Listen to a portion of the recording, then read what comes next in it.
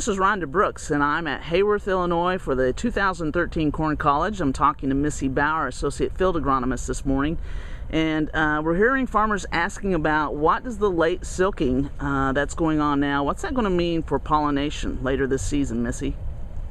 For sure, Rhonda. What we're seeing here is because of the late planting date and a pretty cool spring and a cool beginning of the actual summer, that we're behind in heat units. So these corn plants function based on heat units.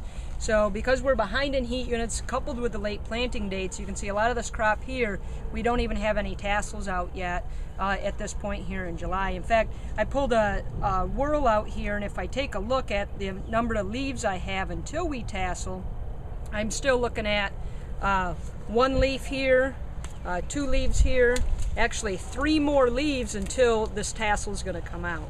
So you can kind of gauge your fields on approximately timing by how many leaves that you got left. This time of the year we can have about 2 leaves a week that are unrolling in this corn. But once we get at the point where these tassels are coming out, of course, then we're very concerned as far as pollination timing. So when we have delayed heat units, delayed pollination time, one of the risks we could have here is that we get into the hotter portion of the summer. Yeah.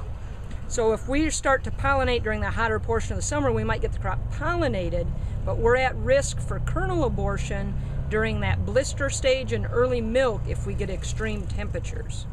Is it just the corn because it's so hot, even under irrigation, it can't produce those kernels? That's correct. So sometimes it is a combination of dry and hot, but hot weather alone, if we have very hot temperatures during blister or milk, we can actually get kernel abortion. So you'll see the kernels up on the tip of the ear start to abort, coming down more toward the base. So you could lose 5, 6, 10 rows in length due to kernel abortion during high heat.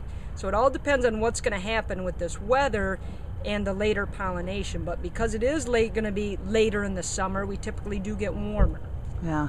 This is a little bit of a different question, but I heard that farmers really need to be checking for pests because of the uneven crop that we've got this season.